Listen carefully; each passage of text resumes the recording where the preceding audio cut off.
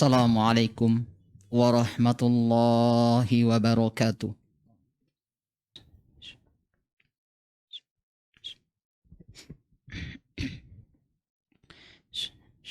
Innal hamdalillah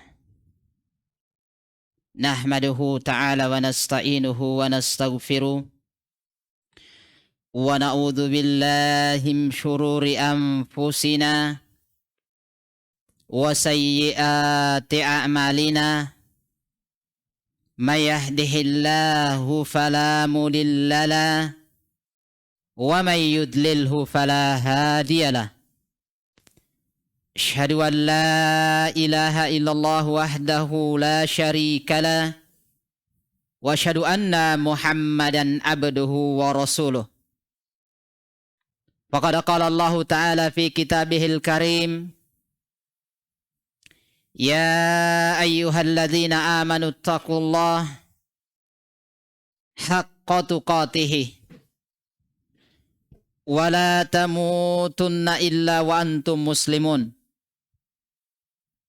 Faqad qala jalla jalaluhu, ya ayyuhalladzina amanu taqullaha wa qulu qawlan sadida yuslih lakum a'malakum wa yaghfir lakum dhunubakum wa may yuti'illaha wa rasulahu faqad faza fawzan 'azima. Amma ba'd, fa inna asdaqal hadithi kitabullah wa khairal huda huda nabiyuna Muhammadin sallallahu alaihi wasallam wa syarral umuri muhdatsatuha fa inna kulla muhdatsatin bid'ah fa inna kulla bid'atin dhalalah wa kulla dhalalatin finnar.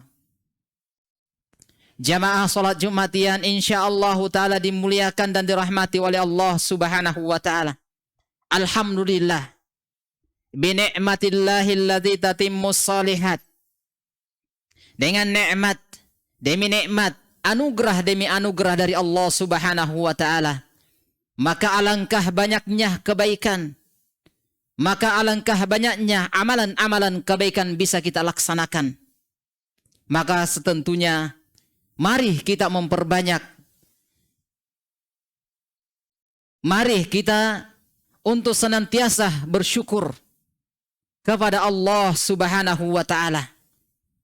Dan ini juga tentunya tidak akan lepas apa yang kita rasakan saat ini, apa yang dialami oleh umat Islam utamanya, tidak lain dan tidak lepas kecuali dari perjuangan, bimbingan beserta arahan dari Nabi kita Muhammad sallallahu alaihi wasallam. Jamaah yang insyaallah taala dimuliakan dan dirahmati oleh Allah Subhanahu wa taala. Di kesempatan yang singkat ini kami akan membacakan suatu keterangan dari Imam Ibnu Qayyim rahimahullahu taala. Dia adalah merupakan imam besar yang merupakan murid daripada seorang alim ulama yang bernama Syekhul Islam Ibnu Taimiyah rahimahullahu taala. Di dalam kitab beliau yaitu Ighatsatul Lahfan, di mana Imam Ibnu Qayyim rahimahullahu taala menerangkan dan menjelaskan panjang lebar terkait dengan berbagai macam permasalahan. Maka di kesempatan ini yang singkat insyaallah taala kami telah menuliskan sedikit goresan-goresan pena, sedikit dari ilmu-ilmu yang dipaparkan oleh alim ulama kita yaitu Syekhul Islam atau murid beliau Imam Ibnu Qayyim rahimahullahu taala.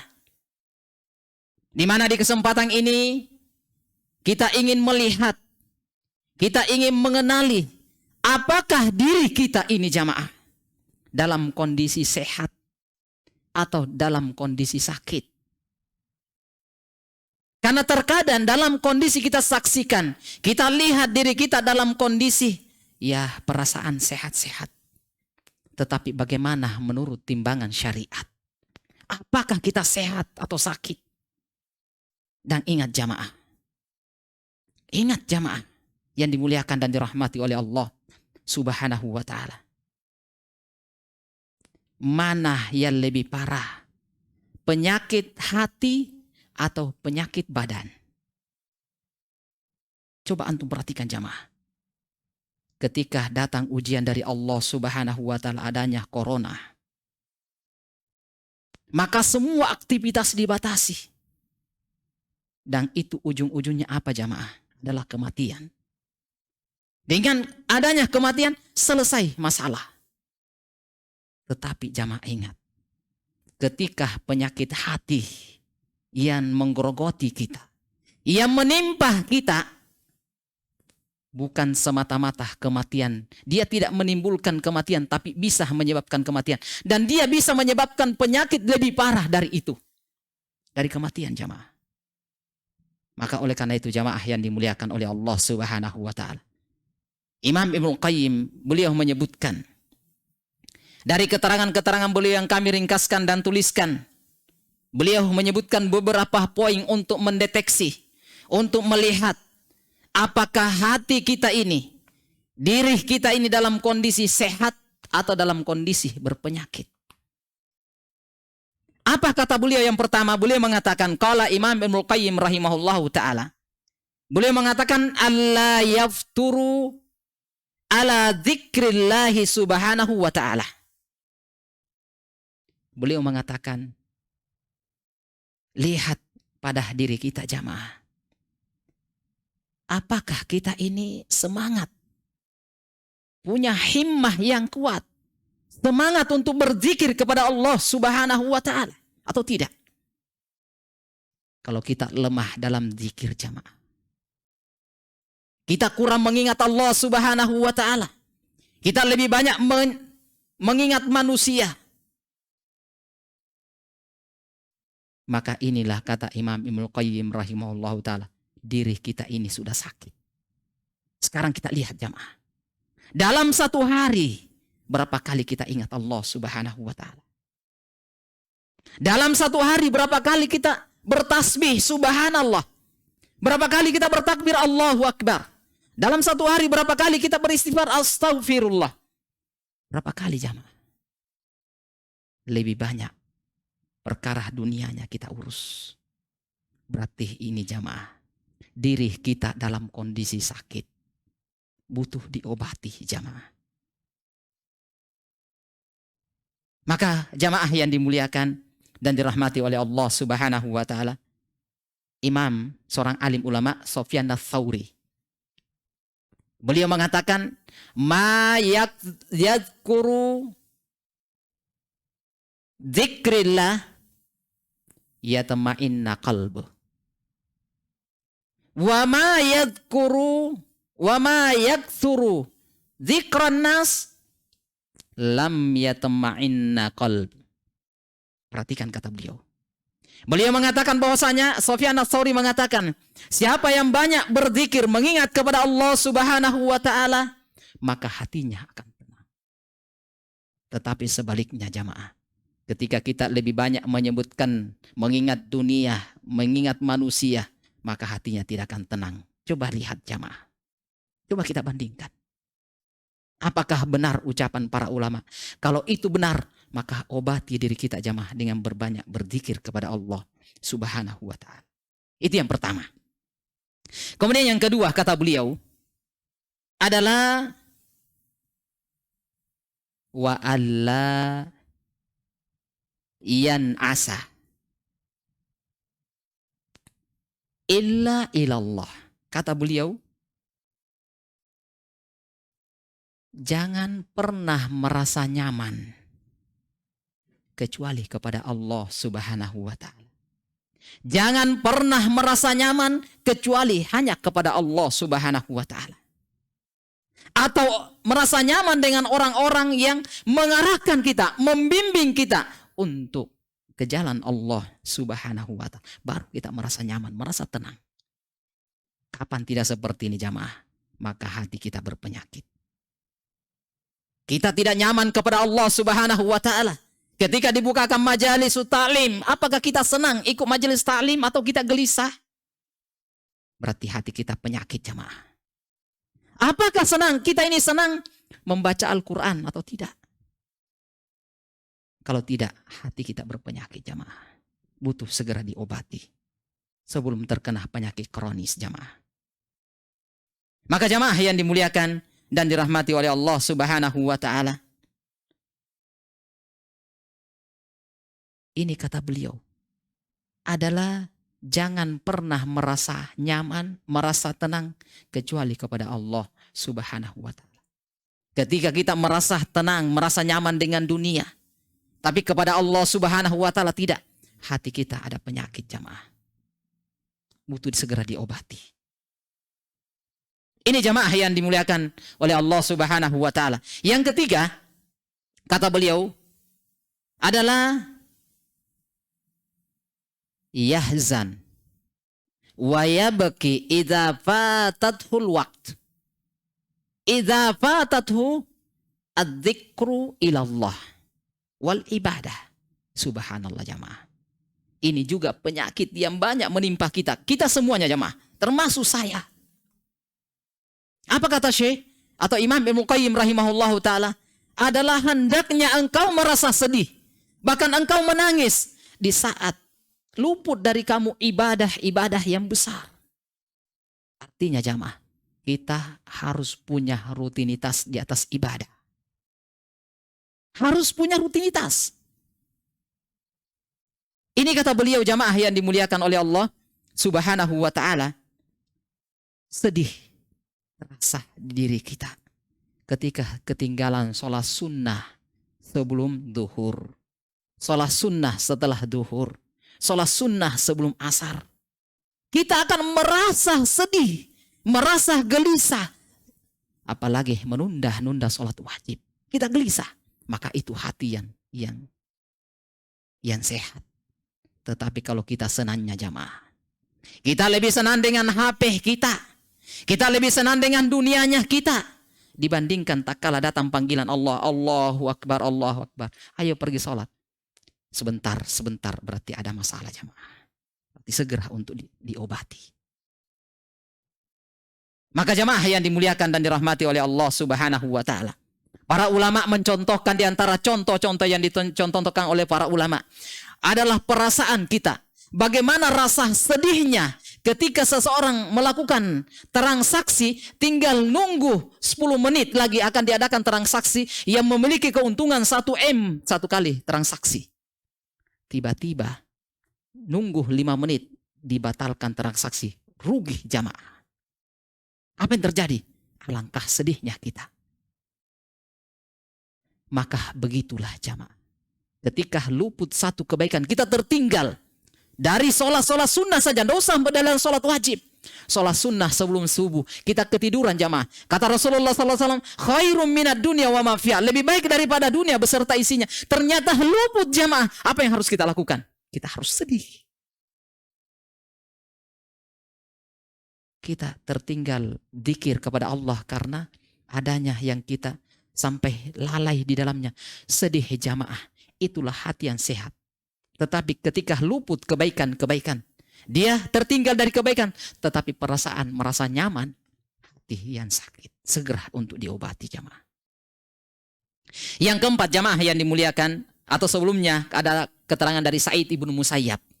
Saya bacakan karena ini bagus sekali. Kata beliau, iya baki kulla layla. Beliau ini senantiasa menangis jamaah di setiap malam. Kalau biasanya kalau kita ini menangis karena kehilangan sesuatu, beliau tidak. Maka ketika itu, kila dikatakan kepada beliau, wa ma yabkika. Apa yang menyebabkan kamu menangis? Apa ucapan beliau? Zadi qalilun wa safari tawilun. Kata beliau, perjalanan hidup kita ini masih panjang, tetapi bekal saya sangat sedikit. Coba jamaah, sekarang kembalikan ke diri kita. Apa bekal-bekal yang kita siapkan sekarang?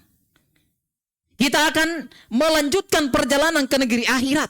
Dunia hanya kita bekerja siang dan malam untuk mengumpulkan harta. Tujuannya apa? Untuk kebutuhan dunia kita. Kenapa kita tidak pernah berusaha jamaah semaksimal mungkin dengan ibadah kita untuk mempersiapkan bekal-bekal untuk akhirat kita jamaah? Mana sedekahnya kita jamaah? Mana sholat sunnahnya kita? Mana silaturahminya kita? Kapan ini tidak terjadi jamaah, hati kita punya penyakit. Maka jamaah yang dimuliakan dan dirahmati oleh Allah Subhanahu wa taala, ada juga ucapan yang sangat bagus dari seorang alim ulama, Abdul Qadir Al-Jailani. Beliau mengatakan, kullu sa'atin, setiap waktu beliau adalah munajatun ila Rabb. Beliau ini adalah setiap saat dia senantiasa bermunajat. Dia mengintrospeksi dirinya, mengurusi dirinya. Apa bekal yang saya siapkan untuk akhirat saya? Apakah saya tidak punya masalah dengan orang lain? Apakah saya tidak pernah menceritakan aib orang lain? Apakah saya tidak pernah menyakiti orang lain? Bagaimana nanti di hadapan Allah Subhanahu wa taala? Jangan sampai orang itu masuk ke dalam neraka saya dalam masih diurus di timbangan. Na'udzubillahi min dzalik jamaah. Maka jamaah yang dimuliakan oleh Allah Subhanahu wa taala, maka ingat keterangan para ulama, kita bersedih ketika tertinggal kebaikan-kebaikan. Ada kebaikan terlibat di dalamnya jamaah. Masuk di dalamnya, mengambil andil di atas kebaikan tersebut. Hendaknya kita merasa sedih ketika kebaikan itu luput dari kita. Maka jamaah yang dimuliakan dan dirahmati oleh Allah Subhanahu wa ta'ala. Barakallahu li wa lakum fil Qur'anil azim wa nafa'ni wa iyyakum bima fihi minadz dzikril hakim wa taqabbal minni innahu huwas samiul alim.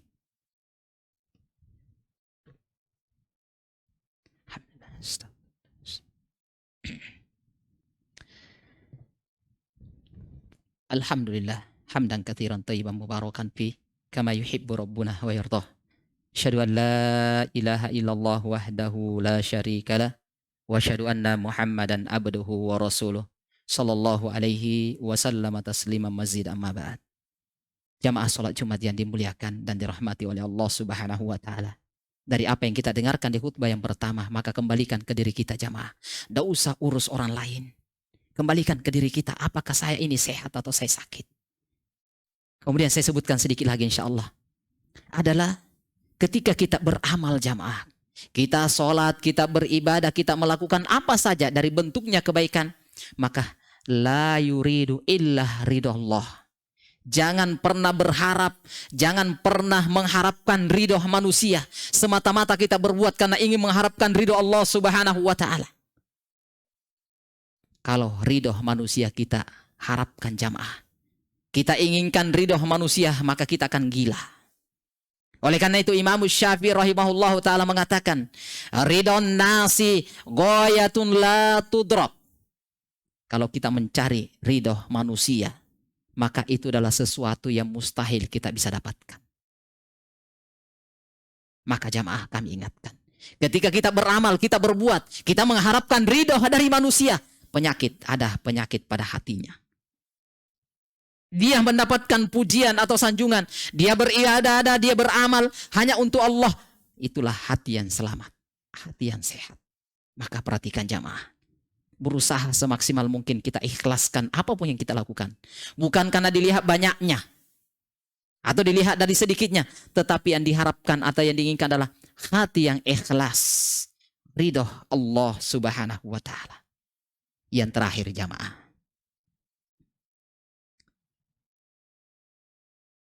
kata Imam Ibnu Qayyim rahimahullahu ta'ala, an-nasu yanduruna ila tashihil amal. Perhatikan di sini, ini juga salah satu penyebab sakitnya hati kita adalah ketika kita hanya memikirkan beramal. Kata Imam Ibnu Qayyim, bukan itu yang diharapkan dengan banyaknya amalan, tetapi yang diinginkan adalah at-tashih, benarnya amalan yang kita lakukan. Yang dibutuhkan adalah at-tashih, benarkah amalan yang saya lakukan? Sholat saya sudah benar atau tidak? Ibadah saya ini benar atau tidak? Bukan kasratul amal, bukan banyaknya amalan, tetapi seorang yang punya hati yang sehat, dia akan memikirkan, benar tidak amalan yang saya kerjakan ini? Kalau kita beramal jamaah karena ingin hanya banyaknya, kuantitasnya yang kita harapkan, bukan kualitasnya, maka ini akan jadi masalah.